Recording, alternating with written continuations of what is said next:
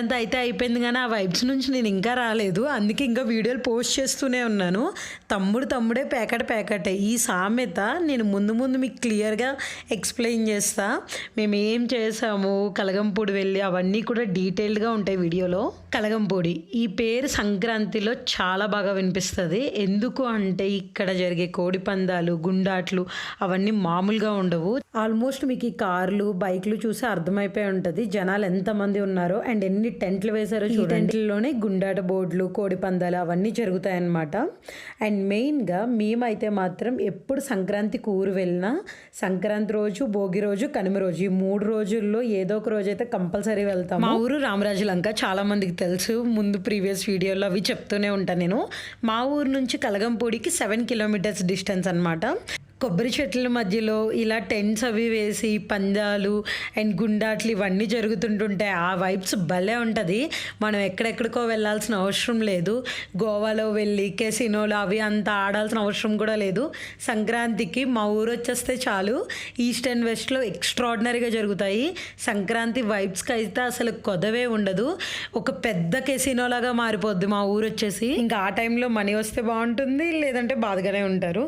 So మనం కట్టేది bettings అవి ఎలా ఉండాలి అంటే లైక్ సరదా కోసం కట్టేలా ఉండాలి. మరి అంత సీరియస్గా తీసుకుని మనం బాధపడిపోయి ఏదైనా మన సేవింగ్స్ అన్నీ మొత్తం అక్కడే పోగొట్టేసుకునేలాగా ఉండకూడదు. సరదాగా వెళ్ళామా, ఆడుకున్నామా, వచ్చేసామా అనేటట్టు ఉంటే అది ఆ పండుగ అంతా కూడా చాలా హ్యాపీగా అయిపోద్ది అనమాట. సో అలానే చేస్తాం మేము కూడా. ఏదో వెళ్తున్నాం కదా అని ఆడేయడం అలాంటివి ఏం చెయ్యం. ఒక బడ్జెట్ పెట్టుకుంటాం, ఆ బడ్జెట్ అయ్యేంత వరకు ఆడతాం. వస్తే హ్యాపీ, లేదు అంటే ఇంకా దాంతోనే ఆపేసి వచ్చేస్తాం అనమాట. చూడండి ఎంత సందడిగా ఉందో. జనాలు అయితే అసలు ఖాళీ ఉండట్లేదు. ఏ బోర్డు దగ్గరికి వెళ్దామన్నా సరే ఫుల్గా మూగేసి ఉంటున్నారనమాట జనం కూడా. అండ్ ఈ కొబ్బరి చెట్లు అయ్యి చూడండి ఎంత బాగుందో. ఇక్కడే చెరువులు అవి కూడా ఎక్కువ వేస్తారు కలగంపూడిలో. అదిగోండి మీకు కనిపిస్తున్నాయి కదా. మా ఊరు నుండి కలగంపూడి వెళ్ళాలంటే చించినాడు బ్రిడ్జ్ దాటాలి. చించినాడు బ్రిడ్జ్ అయితే చాలా పొడుగుంటుంది. అండ్ గోదావరి ఆ బ్రిడ్జ్ మీద నుండి వెళ్తుంటే గోదావరి అలా కనిపిస్తూ ఉంటే భలే ఉంటుంది. చాలా ప్రశాంతంగా పీస్ఫుల్గా అనిపిస్తుంది మాకు ఎప్పుడు కూడా. ఇంకా అది క్రాస్ చేసిన తర్వాత ఇంకా అలా స్లోగా వెళ్తున్నాము. మేము స్టార్ట్ అయిన కొంచెం దూరం నుంచే ట్రాఫిక్ కూడా ఎక్కువ ఉంది. కార్లకి అక్కడ పార్కింగ్ కూడా సరిపోలేదు. రోడ్ల మీద కూడా ఫుల్గా పార్కింగ్ చేసేసారు.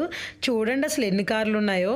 ఇంకా ఇంకో విషయం ఏంటి అంటే కారు నెంబర్ ప్లేట్స్ చూస్తే ఏపీయే కాదండి, తెలంగాణ, కేరళ, కర్ణాటక అన్ని బోర్డ్స్ చూస్తాను నేను. అప్పుడు అనుకుంటాను ఏంటి వేరే స్టేట్స్ నుంచి కూడా అంతలా వస్తారా సంక్రాంతికి అని చాలాసార్లు షాక్ అవుతూ ఉంటాను.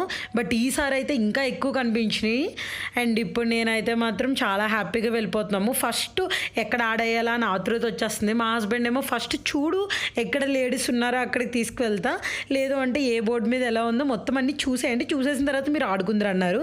సరే ఓకే ఫైన్ అని ఫైనల్గా ఒక బోర్డు దగ్గర అయితే కూర్చున్నాము, నేను మా చెల్లెళ్ళు అందరం కూడా. సో ఆడడం అయితే స్టార్ట్ చేసాము. నేనేంటో ఏం పెట్టినా పోతున్నాయి. మా హస్బెండ్ వచ్చేసి కొంత బడ్జెట్ ఇచ్చారు మాకు, ఆ అమౌంట్లో ఆడుకోండి, ఇన్ కేస్ అది పోతే మాత్రం ఇంక వెళ్ళిపోదాము, వచ్చినా సరే ఇంక వెళ్ళిపోదామని అన్నారు. సరే అని చెప్పి ఆడాము. మనకెప్పుడు రావడాలు ఉండవు, అన్నీ పోవడాలు. మేము ఎంత అయితే పోగొడతామో మా హస్బెండ్ లాస్ట్ హాఫ్ అన్ అవర్లో వెళ్ళి మేము పోగొట్టిందల్లా తీసుకొచ్చేస్తారు. లాస్ట్ ఇయర్ కూడా సేమ్ అలాగే అయ్యింది. నేనేమో అంటాను మీరు ఎలాగా వేస్తుంటే వస్తున్నాయి కదా ఇంకా ఆడండి ఇంకా ఎక్కువ వస్తాయి అంటాను. మా హస్బెండ్ ఏమో రజనీకాంత్ లాగా అత్యాస పడకు అంటారనమాట. ఇంకా మా చెల్లేమో వేస్తుంది పోతున్నాయి, కొన్ని ఏమో దానికి వచ్చినాయి.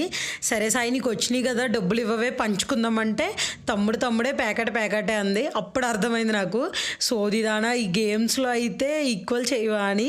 సో అలా ఉంటుంది. అందుకే ఆ సామెత మీకు తర్వాత ఎక్స్ప్లెయిన్ చేస్తా అన్నాను. ఇంక మొత్తం అక్కడ గేమ్స్ అన్నీ అయిపోయిన తర్వాత ప్రశాంతంగా అన్నీ తిరిగి చూసామన్నమాట. లైక్ ఎలా ఉంది ఏంటి అని ప్రశాంతంగా నారింజ జ్యూస్లో ఉప్పు కారం వేయించుకుని ప్రశాంతంగా తాగేసి హ్యాపీగా ఇంటికైతే వెళ్ళిపోయాం. ఈ వీడియో మీ అందరికీ నచ్చినట్లయితే please like, share and subscribe. Thanks for watching. Bye.